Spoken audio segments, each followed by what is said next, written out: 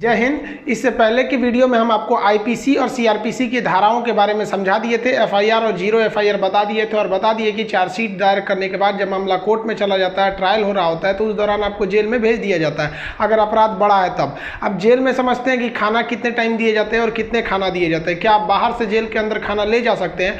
और क्या उम्र कैद 14 साल की होती है और जेल में एक दिन 24 घंटे का न होकर क्या 12 घंटे का होता है? और फांसी की सजा सुनाते दौरान जज कलम क्यों तोड़ देता है? और फांसी से पहले कौन कौन सी ऐसी इच्छाएं हैं जिसे आखिरी ख्वाहिश समझ के पूरी की जा सकती है? देखिए, जो जेल होता है वो राज्य सरकार के अधीन काम करता है और जेल की जो पुलिस होती है वो नॉर्मल पुलिस से अलग होती है। ये इसका प्रशासन पूरी तरह इस जेल प्रशासन के अंदर होता है। इसमें बहुत कम पुलिस वाले होते हैं, जो ज़्यादा मिलेंगे आपको बाहर ही। अंदर पुलिस वाले बहुत कम मिलते हैं। अंदर का जितना काम होता है वो कैदी ही करते हैं। कैदी जब शुरू में जाते हैं तो उन्हें नंबर नहीं दिया जाता है। हाँ, जब उनकी सजा मुकर्रर कर दी जाती है, ज़्यादा दिन की सजा है, तब उन्हें नंबरदार बना दिया जाता है। ऐसे आप जाइएगा 10 दिन 14 दिन के लिए तो नंबर नहीं बनाएगा, ऐसे ही छोड़ देगा। यही कपड़ा पे छोड़ देता है, कपड़ा भी नहीं देगा आपको अलग से। लेकिन हाँ, अगर ट्रायल लंबा चलने वाला आपका, तब आपको नंबर देगा और आपको बैरक बताएगा किस बैरक में। उसमें कई बैरक होते हैं, यानी सेक्शन होते हैं। मतलब खतरनाक वाले को किस साइड में रखना है, जो नॉर्मल आया है पता है, जेलर को पता है कि भाई सब ये आया अभी 7 दिन में चल जाएगा, तो उसको दूसरे बैरक में रखता है। जेल में नाश्ता खाना सब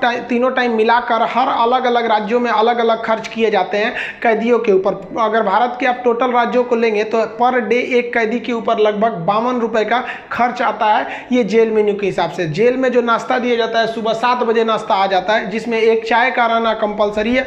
चाय के अलावा आपको कभी चना दिया जाएगा, कभी परोटी, ब्रेड, बिस्किट वगैरह दे सकता है या दलिया दे सकता है। ये सब बिस्किट वगैरह ये अंदर ही बनता है जेल के, काफ़ी अच्छा होते हैं सब। नाश्ता तो कम से कम ठीक देते हैं सब। वो दोपहर का लंच 11 से 12 बजे तक आ जाता है। लंच में अगर आप देखेंगे तो रोटी चाट हो रहेगी और आपको थोड़ा सा चावल और दाल दिया जाएगा। सब्जी कोई भी मौसमी सब्जी हो सकती है। दाल इतना रहेगा कि वो पानी की तरह पतला रहेगा दाल। आपको इसमें एकदम हल्का खाना दिया जाता है। रात का खाना भी दिन के खाने के समय सेम रहता है, बट रात के वक्त में चावल आपको नहीं दिया जाता है। रोटी जो दे दिया जाता है वो 6 दे देते हैं, चावल नहीं दिया जाएगा। दाल और सब्जी नॉर्मल टाइप की सब्जी रहती है, जिससे खा के आप बीमार न पड़े। रात का खाना जो है ना वो शाम 5 बजे रेडी हो जाता है। आपका मन उसी टाइम खाइए या रात 9 बजे खाइए, उससे मतलब नहीं है, वो वहीं दे देगा। रात में खाइएगा तो आपको कोई गर्म करके देने वाला नहीं है, क्योंकि कैदी ही इस खाने को बनाए रहते हैं। इस खाने को जानबूझ के इतना हल्का रखा जाता है, तेल नमक मसाला मतलब एसिडिक चीज नहीं रखा जाता है, मतलब एकदम सादा दिया जाता है ताकि आप बीमार ना पड़े। क्योंकि जेल के अंदर जो हॉस्पिटल होता है बहुत नॉर्मल होता है, थोड़ी बड़ी चीज का इलाज हो सकता है। जेल के अंदर तो कई बार ऐसा होता है कैदियों को खाना सूट कर जाता है, आते हैं दुबला पतला मोटा के चले जाते हैं कैसे कैदी यहाँ से। देखिए, जेल के अंदर उसका अपना कैंटीन भी होता है, जहाँ से आप अपने जरूरत की चीजों को खरीद सकते हैं। जैसे मान लीजिए किसी को एक्स्ट्रा खाना खरीदना है तो वो एक्स्ट्रा ले सकता है, उसे लिखवाना पड़ेगा कि भाई जेलर साहब से कि भैया हमको इतना में पेट नहीं भर रहा, हमको 12 को रोटी दीजिए, तो उसको दे देगा, खाना एक्स्ट्रा दे सकता है। आप चाहते हैं कि बाहर से मंगवा दे, घर से खाना मंगा दे, तो इसके लिए भी लिखवा के मंगाना पड़ेगा।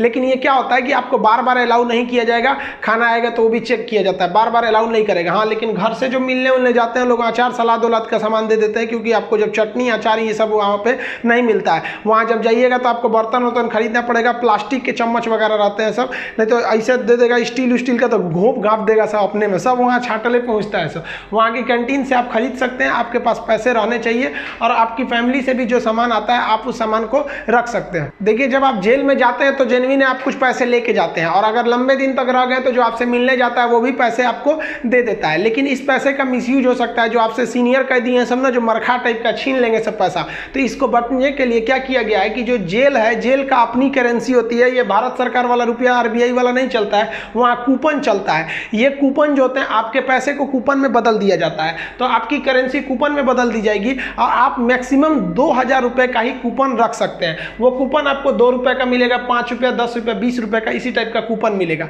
ये आपको दिया जाएगा। अब इस पे ना एक विशेष कोड किया जाता है कि भाई आप ही के नंबर का ये रहेगा, आप ही के नाम का, तो दूसरा कोई इसको चला नहीं सकता है कैंटीन में ले जाकर। इसलिए इससे आप आराम से बच सकते हैं। ये रखेगा तो कोई भी चला सकता है, और 2000 से ज़्यादा आप नहीं रख सकते हैं कैश। अगर कैश पकड़ा गया तो जब्त कर लिया जाता है और आपकी सज़ा भी बढ़ा दी जाती है। हालांकि बहुत से पहुंचने जो जान पहचान वाले कैदी होते हैं सब सीनियर, बहुत व्यवहार बना लेते हैं सब, अंदर बहुत सारी सुविधाएं ले जाते हैं सब। मोबाइल अलाउ नहीं है, फिर भी अंदर मोबाइल मिल जाता है। जेल में आप जाके मिल भी सकते हैं, आप परिजन हैं तो भी मिल सकते हैं, आप उसके मान लीजिए दोस्त यार कुछ भी आप जाके मिल सकते हैं। मिलने के लिए आपको 2-3 चीज़ें चाहिए। आपको पहले उस कैदी का नाम पता होना चाहिए, पिता का नाम और किस जेल नंबर में है। इसके लिए आप ऑनलाइन फॉर्म भर देंगे तो आपको नंबर वेट नहीं करना करना पड़ेगा, नहीं तो वहाँ जाइएगा तो ऑफलाइन में 15 रुपये का पर्ची कटाइएगा तो 3-3 घंटा तो पहले आप ही को लाइन में खड़ा कर देगा और तब आपको मिलाएगा। आप ऐसे बाहर खड़े रहेंगे, अंदर कैदियों का ही एक कमरा होता है, अंदर से उसमें घुसा दिया जाता है, वो अंदर रहते हैं, आप बाहर रहते हैं। यहाँ आप बात कर सकते हैं, यहाँ CCTV रिकॉर्डिंग वगैरह नहीं होता है। यहाँ आप सामान भी दे सकते हैं, बाहर के जो सिपाही खड़े रहते हैं कि अंदर जाके उस कैदी को दे दीजिएगा, ये सामान चेक करेंगे, अच्छा ठीक ठाक रहेगा तो दे देंगे, अगर इलीगल रहेगा तो ये लोग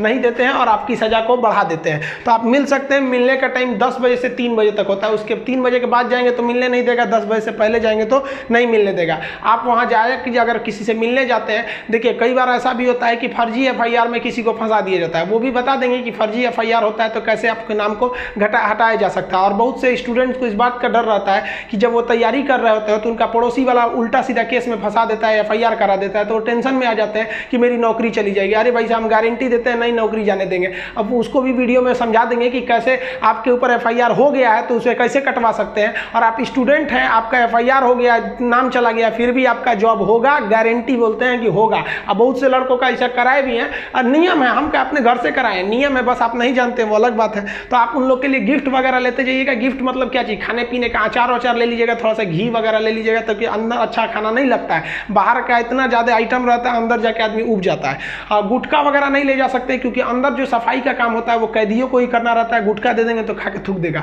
पहुंच वाले सब गुटखा खाते हैं, सब सिगरेट अलाउ है, ये सब चीज़ें अलाउ है, बस गंदगी वाला चीज़ नहीं। हम तो कहते हैं भाई जब हर चीज़ अंदर अलाउ है, बस आपका पहुंच होना चाहिए। अगर आपके पास पैसा और पहुंच है ना तो जेल और बाहर में कोई खास फर्क नहीं समझ में आएगा। ऐसे नॉर्मल वालों के लिए सारे नियम कानून है। अब मिलने का मतलब ये नहीं कि डेली मिलने जा रहे हैं, हफ्ते में आपको 3 बार ही मिलने दिया जाएगा, और बड़ा अपराधी है तो 2 बार, कई को तो हफ्ता में 1 बार अलाउ करता है। अब कुछ ऐसे भी अपराधी रहते हैं बहुत खतरनाक, उनको अलाउ ही नहीं करता है मिलने। तो ऑन एन एवरेज आप हफ्ते में 3 बार किसी जाके मिल सकते हैं। 15 से 20 रुपए की आपको रसीद लगेगी मिलने के लिए। जेल के अंदर स्टडी रूम होता है, वहां जाके आप आराम से पढ़ाई कर सकते हैं। लाइब्रेरी तो इतना अच्छा होता है कि उतना अच्छा इसे आपको नॉर्मल लाइब्रेरी नहीं मिलेगी। आप वहां से अंदर जाके पढ़ाई भी कर सकते हैं। इग्नू से आपको सर्टिफिकेट दे दिया जाएगा, आपका एग्जाम वगैरह भी होगा, आप वहां से पढ़ाई कर सकते हैं। सो जो आप बाहर में पढ़ाई नहीं किया मार काट करके अंदर जाएगा, लेकिन हाँ हम उसमें पढ़ते हुए भी देखे हैं। जेल के अंदर हर एक कैदी को खुद ही काम करना होता है, क्योंकि अंदर सिपाही कम रहते हैं, मार धार करिएगा, खूब पिटा जाइएगा ना तो आके छोड़ा देंगे सब। अंदर शांति से रहना चाहिए। अंदर भी जेल के अंदर भी ना ग्रुप होता है, वो उसके ग्रुप का है, वो उसके ग्रुप का है।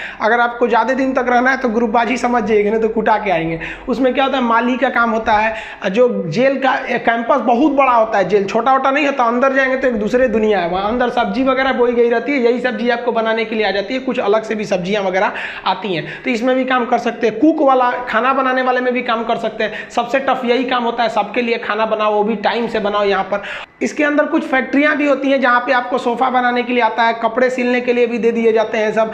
और जो होली में जो गुलाल लगाते हैं अबीर, वो भी इसके अंदर पीस के बनाना रहता है। कई सारे काम होते हैं, लेकिन ये जो काम वाला डिपार्टमेंट है ना, फैक्ट्री वाला डिपार्टमेंट, ये उसी को दिया जाएगा जिसको कोर्ट ने सजा सुना दिया है।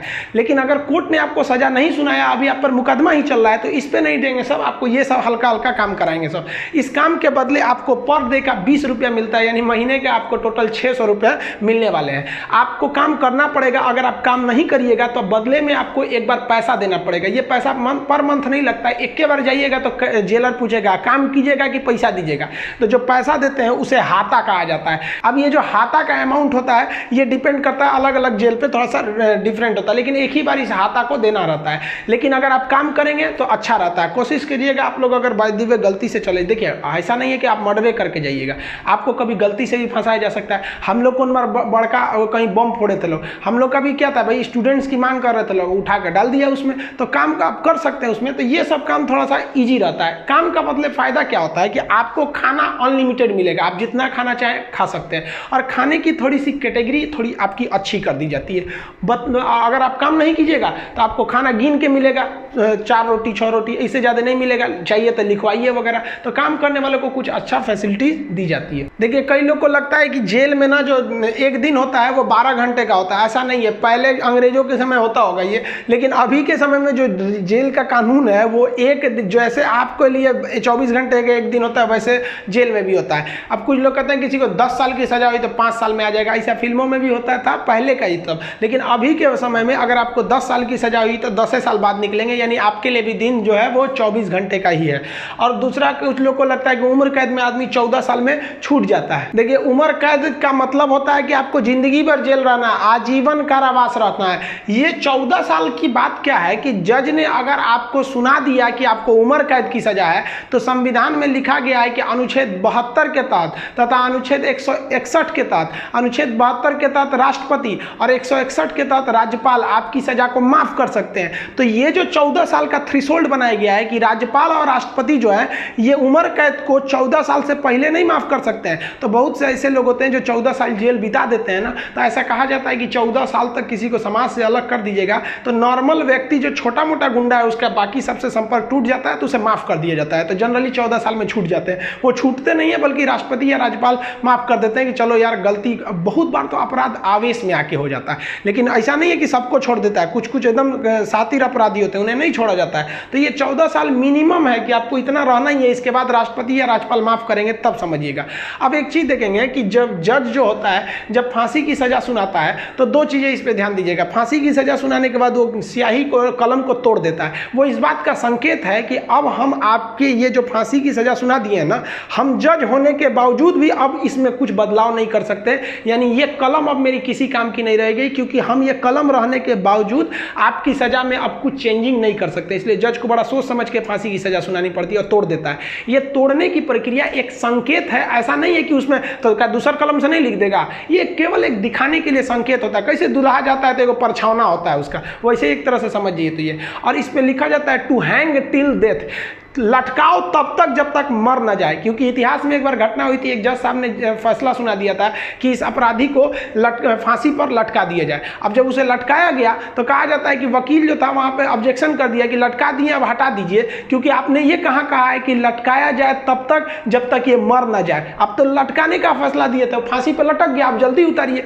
इस तरह की एक कई सारे पहले के मिथ हैं। अब इसके 100% सत्यता की हम गारंटी नहीं लेते हैं, क्योंकि ऐसी कहानियां बहुत हैं। तो वो लिख देता है कि हैंग टिल डेथ, तब तक लटकाइए जब तक ससुरा मर नहीं जाता है। तो फांसी की जब सजा दी जाती है तो जल्लाद जब सजा दे देता है तो वहां एक मजिस्ट्रेट रहते हैं, एक डॉक्टर रहता है और जेल सुप्रिटेंडेंट रहता है। फांसी पे लटके ही रहिएगा, डॉक्टर चेक करेगा, ससुरा अभी बचल है, छोड़ दो, अभी 10 मिनट और छोड़ दो।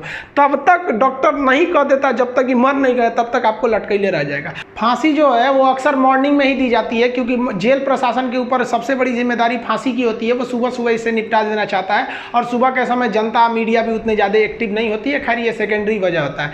फांसी घर में जब कैदी को लाया जाता है तो जल्लाद इस कैदी का चेहरा नहीं देख पाता है, क्योंकि पुलिस पहले ही उसके चेहरे को काले कपड़े से ढक देते हैं। जल्लाद जो होता है उसे काले कपड़े में पहना के फिर फांसी पर लटकाता है। इसे कपड़े ढकने का एक और रीजन है कि जब फांसी लगाई जाती है, किसी को फांसी दिया जाता है, तो उसके आंख वगैरह काफ़ी मतलब तड़पता है, तो एक होता है ना कि थोड़ा सा खराब लगेगा उस वजह से। तो यहाँ पर जो जल्लाद होता है इसे पहले ही, इसको फांसी लगाने से पहले इसे कपड़ा ढक के इसको लटका दिया जाता है। लटकाने से पहले इसे जब फांसी देना होता है तो उससे पहले इससे पूछी जाती है आखिरी ख्वाहिश। यहाँ वो अपने पसंद का खाना खाने को कह सकता है, अपने रिश्तेदारों से मिल सकता है, या कोई धार्मिक ग्रंथ कह सकता है कि हम उसको पढ़ना चाहते हैं। इससे ज़्यादा उसकी कोई ख्वाहिश नहीं पूरी की जाएगी। ऐसा नहीं कहेगा कि हमको मर्सिडीज में घुमा दीजिए, ये मरने वाला होता है, इसकी ख्वाहिश क्या बची रहती है। इन सबको तो अपने तबीयत खराब हो जाता है। जब इसके कपड़े में जल्लाद जब फांसी देने जाता है तो इसके कान में कहता है कि मुझे तुम माफ़ करना, मतलब ये हमारी ये तो मजबूरी थी, भगवान के लिए मुझे माफ़ कर दो, या अल्लाह के लिए मुझे माफ़ कर दो, तुम्हें अपने भगवान का वास्ता, जिस धर्म का ये अपराधी है। क्योंकि भाई इसमें कैद, ये जो जल्लाद का, इसका क्या दिक्कत है, इसको तो जज ने जो आदेश दिया वो इसको पालन करना है। फांसी के बाद इसके जो बॉडी होती है वो पोस्टमार्टम के लिए भेज दिया जाता है, फिर घर वालों को दे दिया जाता है। आप जिस धर्म के हैं उस धर्म के हिसाब से इनका अंतिम संस्कार आप कर लीजिए। आई होप आप जेल मेनू समझ गए होंगे। नेक्स्ट वीडियो में बता देंगे कि फर्जी FIR से कैसे बचा जा सकता है। मिलेंगे नेक्स्ट वीडियो में, तब तक के लिए जय।